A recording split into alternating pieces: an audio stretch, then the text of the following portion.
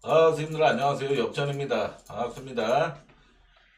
자, 올킬인 줄 알았는데, 오클라호마 마인 막풀이었어요. 오클라호마 마인은 막풀이었는데, 자, 오늘 메인 조합으로 갔던 네 경기가 뭐였냐면은, 그거였습니다. 오클 마인, 인디 마인, 오클 마인, 인디 마인, 그리고 비트 브랜, 클블 마인, 이렇게였는데, 세 개 맞고 오클 마인만 딱 틀렸죠. 아쉽습니다. 오클 마인만 됐으면 올킬이었는데 16점 차까지 딱 되는 거 보고서 솔직하게 되게 좋았거든요. 이건 어지간하면 들어왔다 생각하고 있었는데 웨스트브룩이 참, 야, 어찌됐건 최근에 아주 나빴던 흐름은 좀 떨쳐내는데 좀 어느 정도 좀 성공을 했죠. 어, 5일 이 주간 올킬에 이어서 어제 주간도 적중을 했고, 그러고 어제는 NBA가 없었기 때문에 6일에는 NBA 경기가 단 한 경기도 없었었죠. 오늘 NBA 3.2배당으로 적중을 하면서 자, 내일은 NBA가 3경기가 있습니다. 3경기밖에 없어가지고 뭐 만들고 이럴 필요가 딱히 없었어요. 그래가지고 그냥 좀 대본 적은 것만 오늘 살피면서 접근해 보도록 하겠습니다. 저는 솔직하게 이 경기가 제일 어려웠어요. 시카고랑 미네소타 경기. 이 경기가 제일 어려웠습니다. 결국에는 이 경기는 솔직히 건들고 싶지가 않은 경기예요. 경기만 많았으면, 많은 날이었으면 아예 분석도 안 했을 경기였습니다.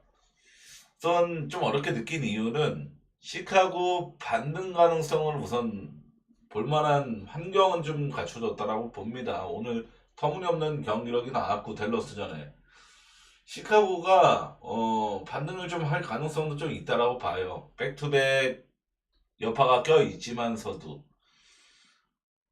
제가 우선 미네소타 마인이 어찌됐건 해외 배당도 배트면 배당도 기준점도 6점을 수점으로 올랐고 배당도 지금 이렇게 파라마살표 밑으로 이렇게 내려가 있고 이것만 보더라도 미네소타 마인 쪽으로 좀뭐 구매율이 몰린다라고 볼 수가 있는 건데 저는 좀 까리합니다. 이 미네소타가 올 시즌 원정에서 보여준 기록 자체가 많이 나쁩니다. 우선 성적 자체도 1승 2패로 패가 더 많고 그리고 결국에는 이 카렌서니 타운스가 뉴욕으로 가면서 미네소타의 1옵션 에이스인 앤서니 에드워즈가 야투 시도가 전 시즌보다도 소폭 더 상승을 했거든요. 1옵션 농구가 한격 더 진해졌다는 걸 뜻합니다. 근데 이 에드워즈가 올 시즌 홈에서 야투율이 50.7%고 3점 성공 51.1%입니다. 홈에서는 거의 초특급 S급 선수예요. 근데 원정에서는 올 시즌에 야투율 개인 야투율 42.4%, 3점 성공 37.1%란 말이죠. 그래서 이게 효율 차이가 아주 크게 납니다. 솔직히 원정에서의 앤서니 에드워즈는 올 시즌 뭐 불과 3경기밖에 없었지만 이 정도 야투리면은 그냥 A급 선수 정도의 그 정도 평범한 그 정도 그 정도의 효율밖에 되지 않아요. 그래서 결론적으로는 저는 미네소타의 경기를 봤을 때 미네소타가 막 오바를 찍어준다. 얘네 때문에 얘네가 막 오바 페이스를 만들어준다든지 아니면 얘네가 막 스코어링 런을 발생시킨다든지 이런 모습을 딱 보는 거는 결국에 앤서니 에드워즈가 막 3점 연속으로 두 방 꽂아주고 막 이런 그림이 나왔을 때 되게 많이 발생을 하는데 에드워즈가 올 시즌 명백히 원정에서 스탯적으로나 모로보나 좀 안 좋아지는 성향을 보이기 때문에 저는 이거 미네소타 마이는 좀 쫄립니다. 그리고 상대 전적만 보시더라도 시카고가 미네소타한테 충분히 전 시즌에도 좀 강한 모습을 좀 보였었죠. 뭐 동부랑 서부 팀이기 때문에 1년에 두 번씩밖에 경기를 안 하지만 충분히 지표가 좋았단 말이죠. 시카고는. 시카고가 지금 올 시즌에 3점 시도 리그 3위입니다. 그 정도로 양궁 컬러가 명확한 농구를 보여주고 있는데 템포도 빠르고 3점도 많이 올라가는 그래서 이 경우 시카고 경기는 저 언더는 못 본단 말이야 깔려져 있어요. 뭐 오늘처럼 진짜 터무니없는 야투를 기록한다 그러면은 댈러스 경기처럼 핵언더가 나오겠지만 근데 시카고가 올 시즌에 이 박스 스코어를 시카고 경기를 보시면은 야투를 그렇게 막 꼬라박는 경기 빈도수가 그렇게 많은 팀은 아닙니다.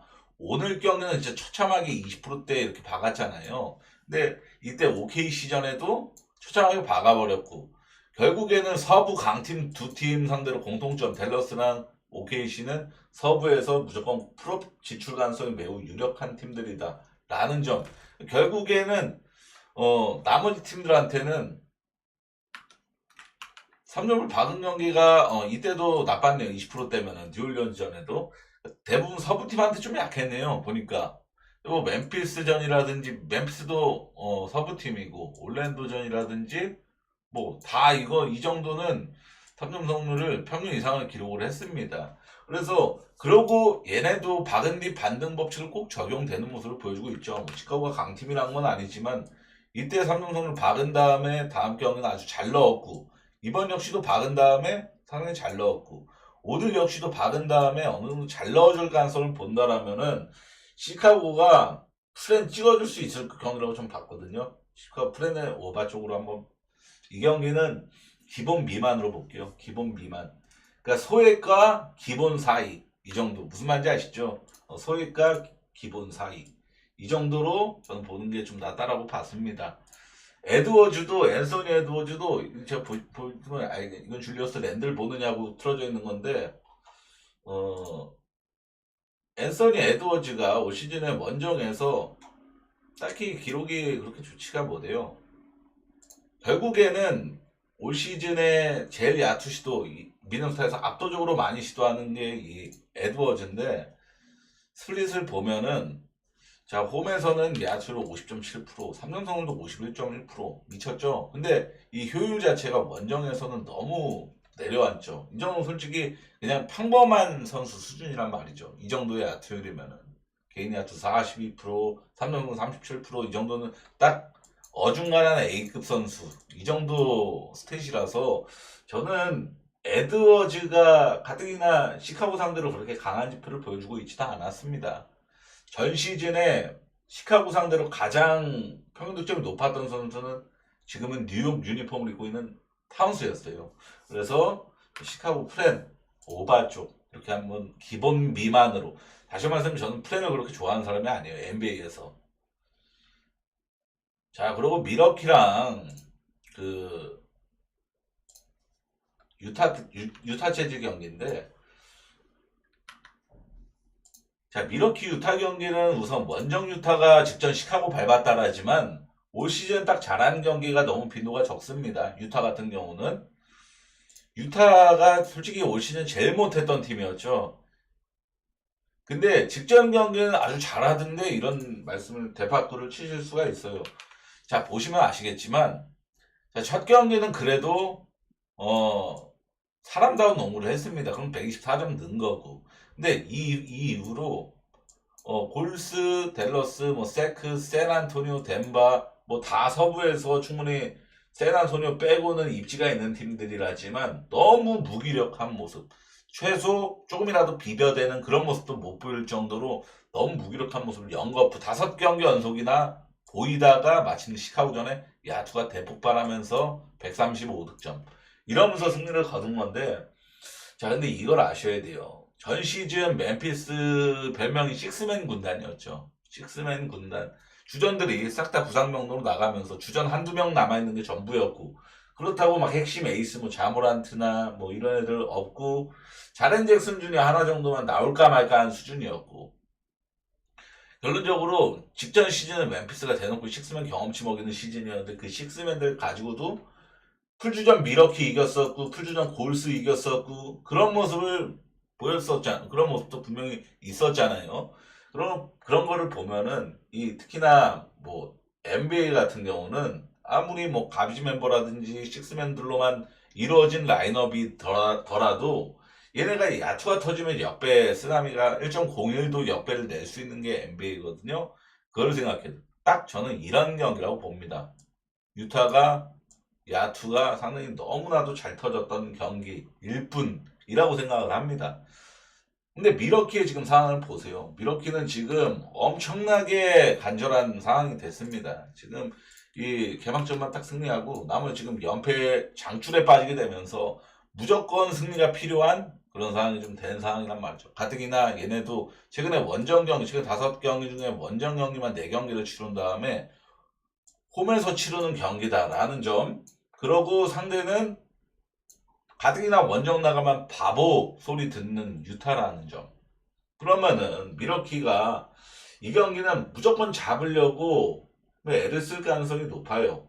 뭐 솔직히 쿵보가 지금 최근 2경기 직전 경기 결장을 했는데 쿵보가 결장을 하든 말든 저는 지금 릴라드가 지금 2경기 연속 폼이 좋았고 2경기 연속 이 엄청난 팀 3점 성공률을 기록한 거는 뭐 AJ 그린도 상당히 좋았지만 릴라드의 엄청난 활약이 있었고 이런 거를 좀 감안해 보면은 지금 유타한테 질 상황은 절대 아니라고 봅니다.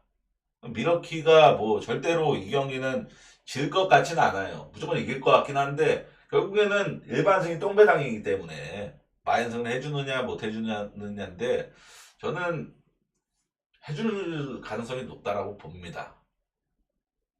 타이밍상으로도 그렇고 얘네가 딱 마침 연패 중이다. 어떻게든 이겨야 된다. 홈으로 돌아오는 일정이다.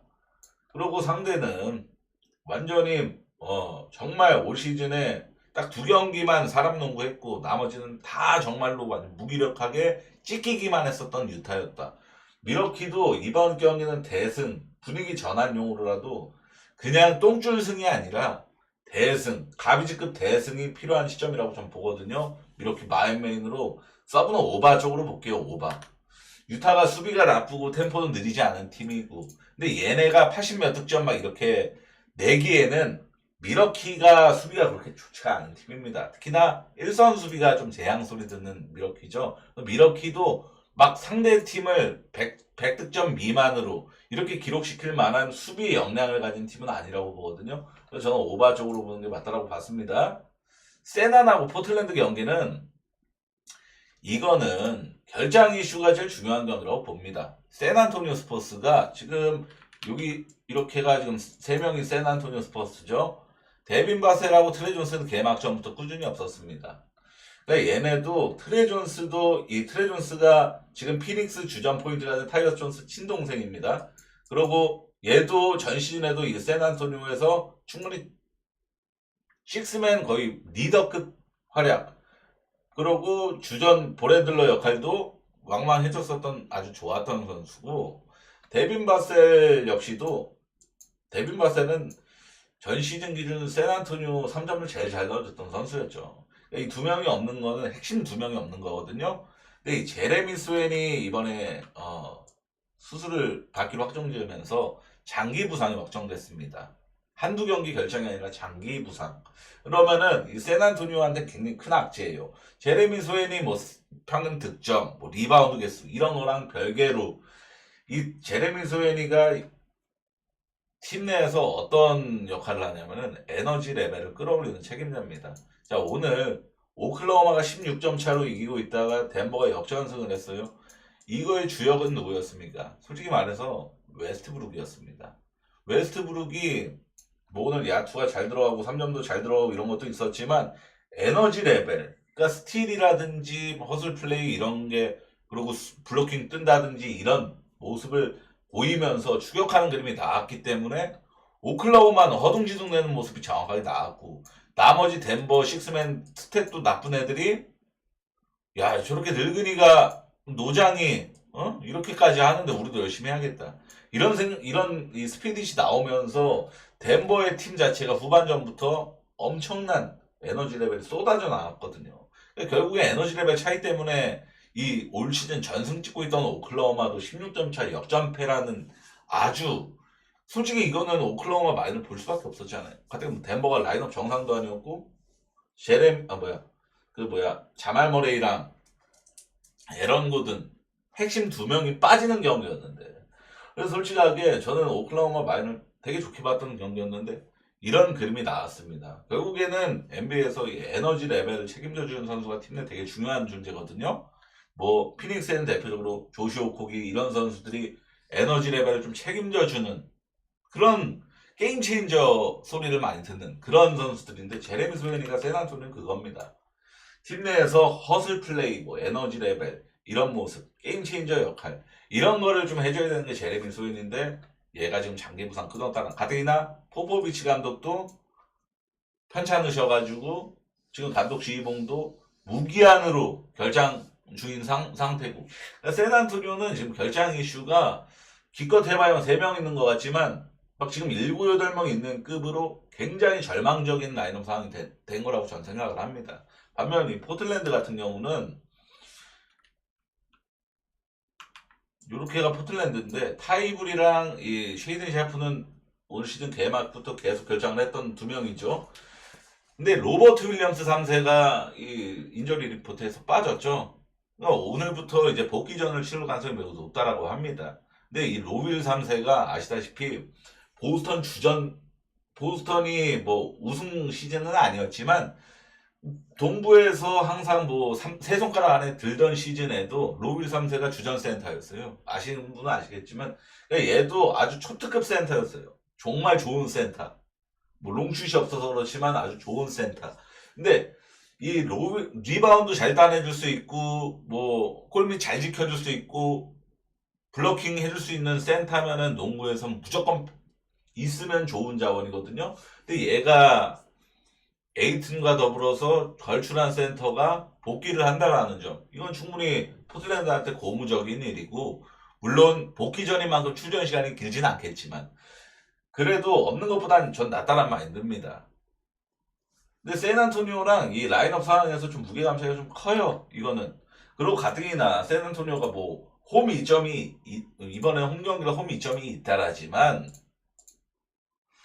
백투백 여파가 껴있기도 하죠. 샌안토니오는. 그래서 저는 이거 라인업 상으로도 포틀랜드가 역배받을 이유는 없는 경기라고 봤습니다. 그리고 메인으로 포틀 프렌 보고 포틀 프렌으로 집어갈게요. 포틀 프렌으로 저는 뭐 솔직하게 오늘 디트도 1.5밖에 없는 거 역배승으로 갔어도 이상한 게 없거든요. 근데 저 오늘 역배승으로 갔으면 올락하는 거였고 프렌으로 가서 적중을 한 겁니다. 그런 것처럼 저는 굳이 1.5 이런 거 무시 안 해요. 그래서 저는 4.5 프렌으로 메인으로 서브는 이거는 어느 바좀 어렵다고 봤습니다. 왜냐하면은 기준점이 생각보다 너무 낮게 받았어요. 220대만 돼도 너 한번 노려볼만 했을 것 같은데 217.5는 좀 낮습니다. 결국에는 샌안토니오가 막 엄청나게 템포가 느리고 뭐 수비가 엄청나게 좋고 이런 타입은 또 아니잖아요. 결국에는 포틀랜드 때문에 기준점이 좀 낮게 받은 영향인데 어제 휴스턴도 216.5인가 그렇게 받았었죠. 근데 묻지마 해고가 나왔죠. 휴스턴은 그냥 찢어버렸잖아요. 오늘 제일 개꿀 단지 경기가 휴스턴 마이너였잖아요. 저 역시도 영상에서 휴스턴 마이너 오바를 봤었고 근데 이 경기는 언어가 좀 어렵다고 봤고 포틀 프렌 쪽으로만 접근하는 게 베스트지 않나 이렇게 생각을 좀 했던 경기입니다. 결론적으로 이 경기가 제일 불안 요소예요. 내일은 어렵습니다. 이 경기가 제일 어려워요. 솔직하게. 근데 미네소타 마인이 정석 같은 느낌인데 이 세 경기 중에 뭐 하나 좀 몰리는 대로 안 줄 가능성이 높아요. 근데 저는 세난 마인보단 포틀 프렌이 몰릴 가능성이 높다라고 보는 경기고 미러키 마엔은 전 국민픽이 될 거라고 생각을 합니다. 결론적으로 이 경기가 전 무조건 미네소타 마인으로 몰릴 경기라고 보는데 뒤통수 하나 때릴 경기가 세 경기 중에 하나는 무조건 있을 겁니다. 결대로는 요즘 NBA 그 흐름상 절대로 안 줘요. 하나는 무조건 뒤통수 흐립니다. 그런 거 생각했을 때 저는 그래서 약간 시카고 프렌 쪽으로 보는 것도 없지 않아 있거든요. 그 눈치 싸움. 자, 어쨌든 제가 보는 건 이렇게고, 좀, 자, 오늘은 정말 아쉽습니다. 이렇게 메인 조합을 이렇게 두 조합 이렇게 갔는데, 글 많이 줬어도, 인디 마엔도 0.5 마엔 됐고, 히트 프렌도 솔직하게, 0.5 프렌이 된 거기 때문에, 야, 이거 나 진짜 이제 재수 없는 기운 좀 없어졌나 보다. 좀 재수가 있으려나 보다. 했더니만, 그만 16점 차를 역전을 또 당해버리네요. 자, 선생님들 오늘 방송 여기까지입니다. 영상 여기까지고, 시청해주셔서 대단히 감사합니다. 제가 어제 게시글로 남겼지만, 제가 그때 진짜 접을 생각으로, 미련을 두지 말자. 접을 거면 확실하게 접어버리자. 이런 생각으로 영상을 홧김에 그냥 다 삭제를 했거든요.